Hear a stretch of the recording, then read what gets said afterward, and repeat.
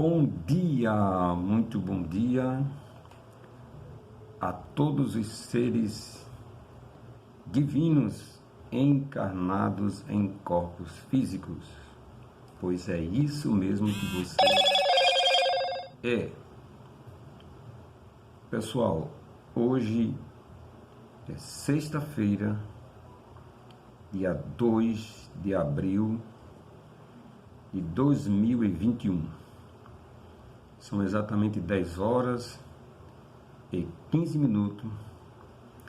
Eu vos falo aqui da minha casa em Maceió, Alagoas, quando nós e o mundo está presenciando e vivenciando uma calamidade de proporção universal. É comum quando esse tipo de coisa acontece ou algo parecido, surgirem muitas especulações a respeito do assunto. É natural no ser humano querer dar respostas a tudo. O ser humano é ávido por isso. E parece que ele não se contenta em não ter as respostas. E é óbvio, eu sou favorável, que se haja uma resposta. Principalmente para temas tão importantes. Mas também sou favorável que esta resposta seja uma resposta sincera, bem intencionada, que ela não sirva apenas de uma máscara de poeira, um pó, um pano de fundo, mas que ela seja uma resposta consistente e, acima de tudo, bem intencionada. Estou falando isto porque o momento é propício. O assunto que eu vou tratar aqui hoje, eu já até iniciei ele em outro vídeo que nós lançamos aqui no canal, mas o assunto que eu vou tratar aqui hoje, iniciar ele aqui hoje, propriamente dito, tem a ver com tudo isso que nós estamos passando.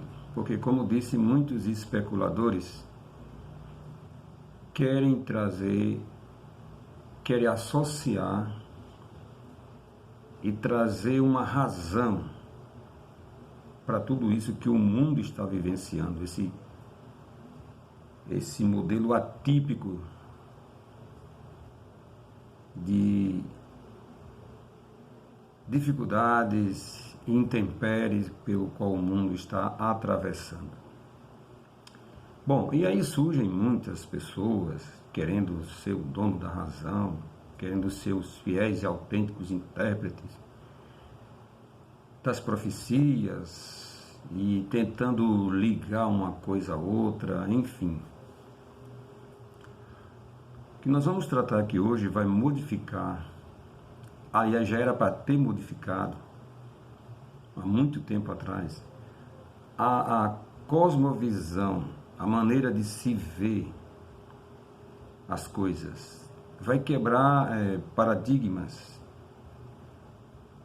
Nós vamos falar do maior equívoco de todos os tempos. Ele é um equívoco milenar, que já perdura aí os seus mais de 2000 anos. A forma como se interpreta e se crê e se propaga o assunto é um grande equívoco. Então nós vamos iniciar aqui hoje uma série de palestras que durará cada uma em torno de 25 minutos. Hoje é o preâmbulo, é o início. E o assunto é o maior equívoco de todos os tempos. Espero que você fique comigo, não tire nenhuma conclusão ainda, Não se apresse a tirar conclusão, não se precipite a tirar conclusão. Peço a você que não rejeite as informações, mas tenha a humildade de ouvi-la, assimilar, e só depois de uma análise mais profunda, bem elaborada, bem técnica, bem sincera, se tiver que descartar, você descarte. Não estou pedindo para você crer no que eu vou falar, só estou pedindo para você ouvir, se possível.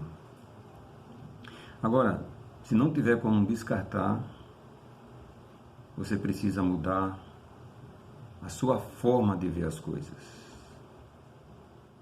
a sua maneira de crer. Você precisa transcender a sua crença. Eu estou muito feliz e honrado de ter tido acesso a estas informações. Isso tem me dado um prazer enorme. Tirou um peso muito grande da minha mente e da minha cabeça. E hoje eu me sinto uma pessoa livre, agraciado,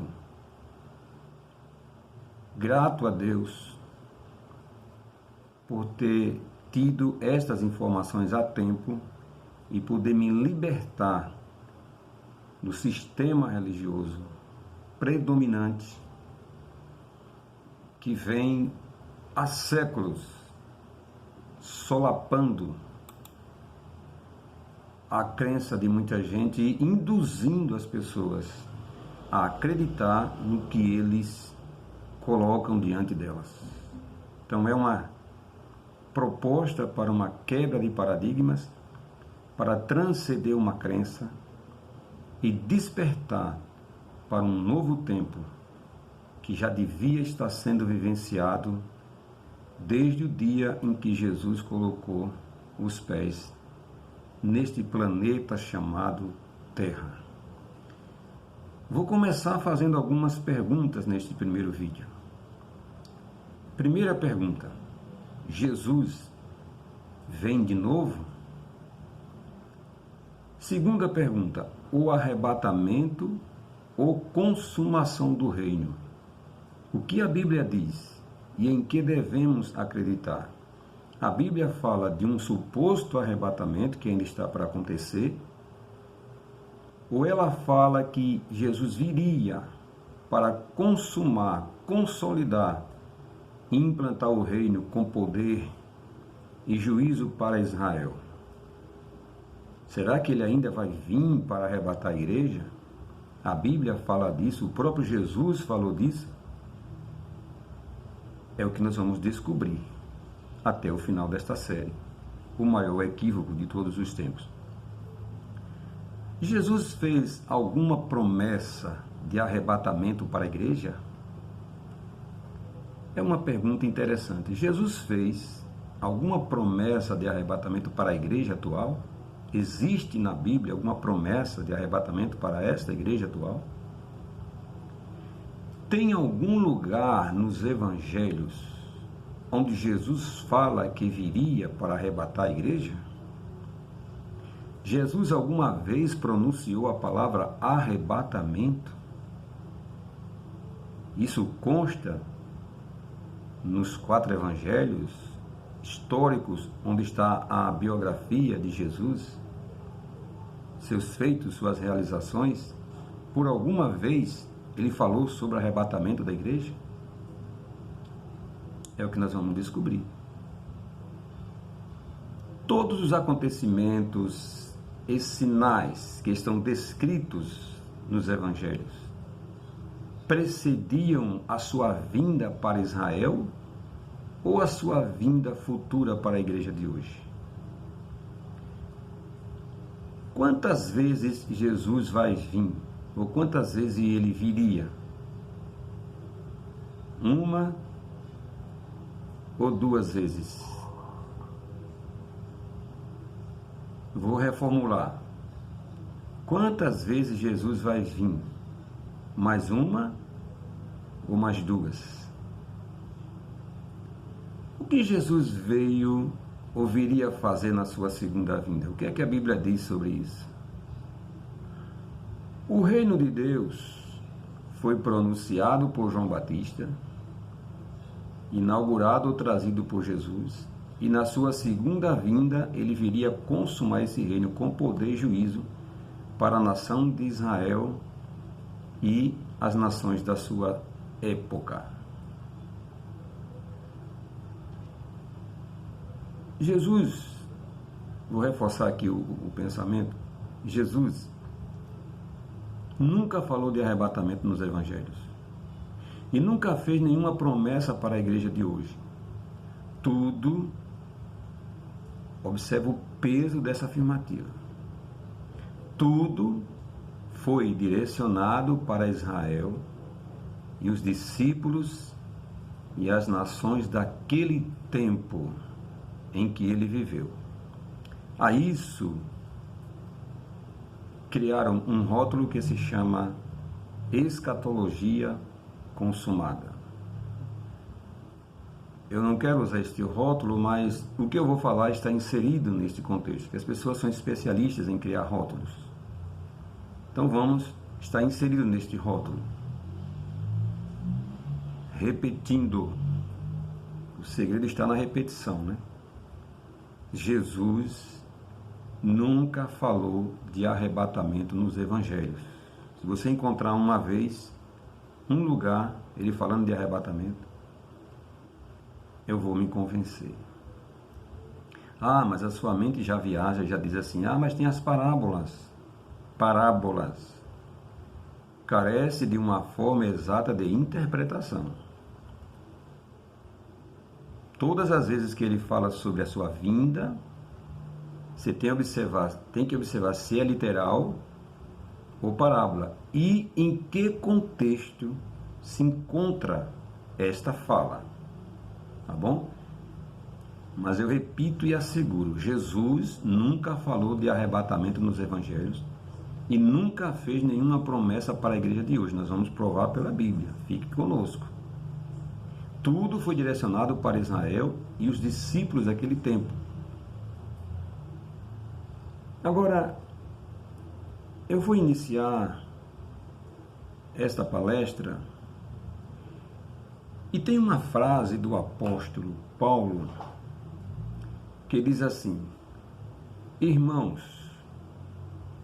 apliquei essas verdades a mim e a Apolo, por amor de vós,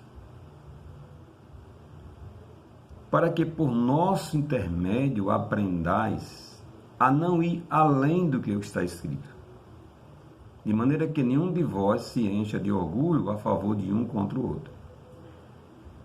Observe mais uma vez esta informação de Paulo e de Apolo. Aprendais a não ir além do que o que está escrito.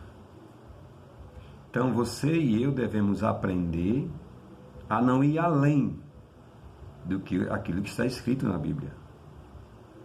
Temos que nos contentar e aprender e a nos domesticar a simplesmente nos deter naquilo que está escrito. Não fugir disso, não desvirtuar as coisas. E além do que está escrito, é dar outro sentido, é dizer o que a Bíblia não diz. Um bom ou mau exemplo disso é o chamado método alegórico de interpretação, tão utilizado na literatura grega helenística, e também fortemente utilizado pelos chamados pais da igreja, com forte influência no cristianismo atual. Pois bem, isto é nos primórdios, os pais da igreja, os estudiosos, os intérpretes, os formadores de opiniões, eles utilizavam o método alegórico de interpretação, que era ir além, desobedecendo uma diretriz e deixando de lado um conselho de Paulo, que foi não ir além do que o que está escrito. Durante muito tempo, a interpretação alegórica reinou na igreja. E eu ainda digo que ela reina até hoje, você vai entender. A partir daqueles que sucederam os apóstolos, nomes como Clemente de Alexandria, Orígenes, eram exímios intérpretes alegóricos. Ou seja, eles liam a Bíblia e usavam o método alegórico de interpretação. Orígenes dava grande importância a 1 Coríntios 2, do 6 ao 7, que diz: falamos a sabedoria de Deus em mistério. Então, eles não se contentavam com a forma escrita e dizia que ali, naquela forma escrita, por trás continha um mistério, e eles era que se intitulavam os reveladores desses mistérios de Deus para os fiéis. Mas o que é alegoria? Estou preambulando para a gente chegar lá no ponto que eu quero chegar. E quais são os principais problemas com a interpretação alegórica? Porque existem vários problemas de se interpretar a Bíblia ou se pregar a Bíblia usando o método alegórico. Existem vários problemas. O termo alegoria procede da combinação de dois termos gregos, alos, isto é, outro, e agoreio, falar ou proclamar. Literalmente significa dizer uma coisa que significa outra. Então, quando essas pessoas leem um texto da Bíblia, elas dizem que aquilo que está sendo lido não quer dizer aquilo que se possa querer entender. E aí eles aplicam a esse texto um outro sentido, um outro significado. Isso também é chamado de espiritualização do texto, né? Eu vou dar um exemplo aqui. Está cheio nos púlpitos de hoje isso, mas eu vou dar um exemplo simples aqui. Alguns pregadores entusiasmados pregam que Davi pegou 5 seixos lá do ribeiro para arremeter contra o gigante, um deles. E eles dizem que esses 5 seixos ou pedras significa o nome de Jesus. Veja bem, os 5 seixos que Davi pegou são literais, são pedras. 5, numericamente, matemática. Aí eles alegorizam o texto, dão um sentido que não está ali, tiram o texto da sua literalização e criam uma fantasia e dizer que aquele texto, aqueles 5 seixos, significa as 5 letras do nome Jesus. Mas isso é verdade? Os 5 seixos significa, está escrito aí que isso significa? Ou é só um fruto da imaginação da pessoa? Agora, se a gente for pegar isso ao pé da letra, nós vamos ter problema. Porque ele esquece que o nome de Jesus no original é Yeshua. O nome de Jesus não é no português.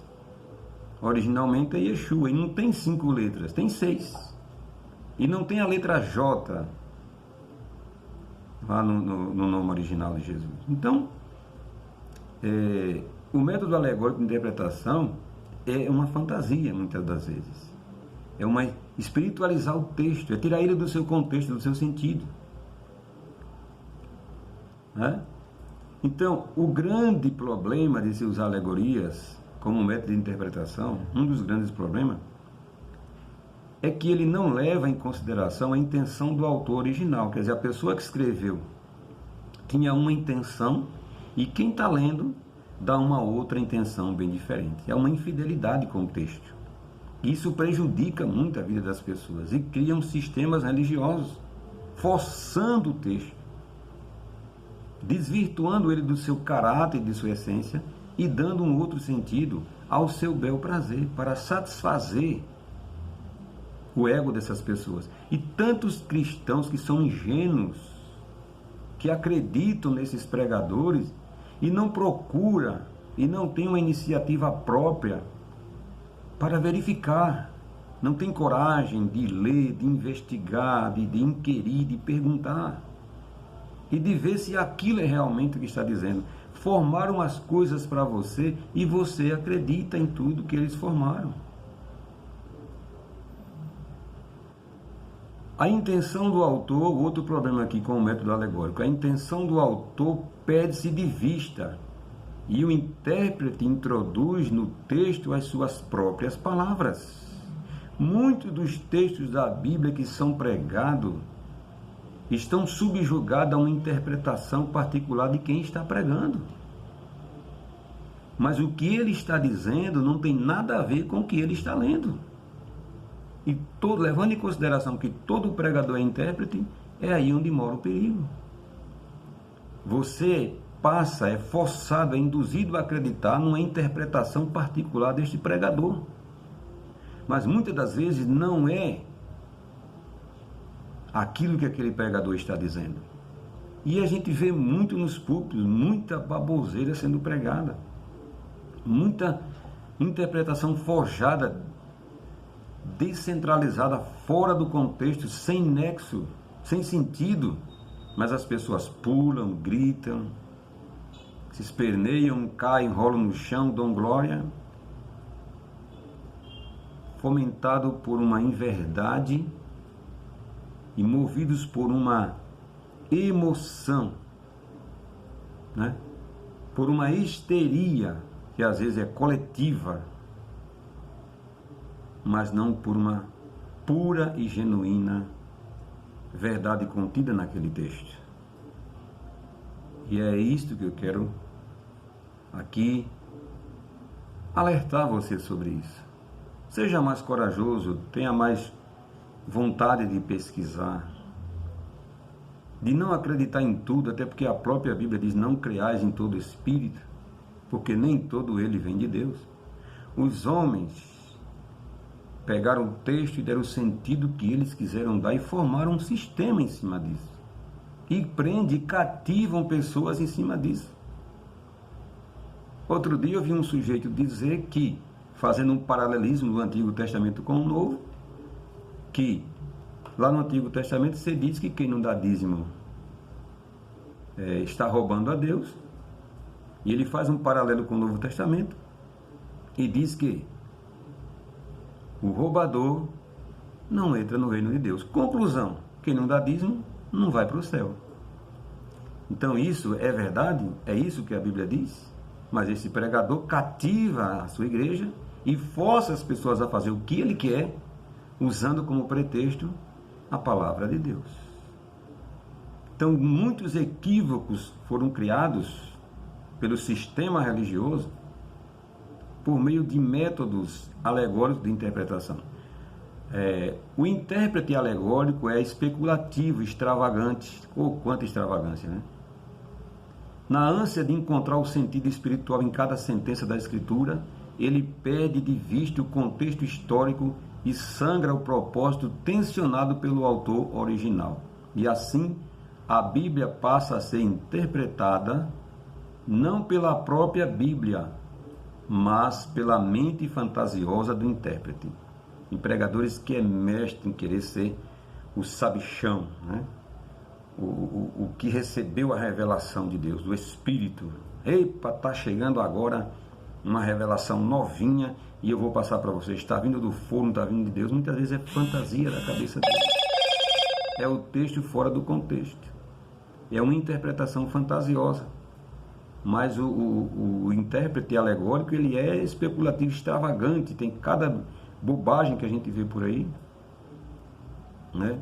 E a Bíblia passa a ser interpretada não pela própria Bíblia, mas pela mente fantasiosa dessa pessoa que está pregando. Nós vamos ficar por aqui, foi apenas uma introdução e a gente volta daqui a pouco para darmos continuidade. Muito obrigado, fique conosco.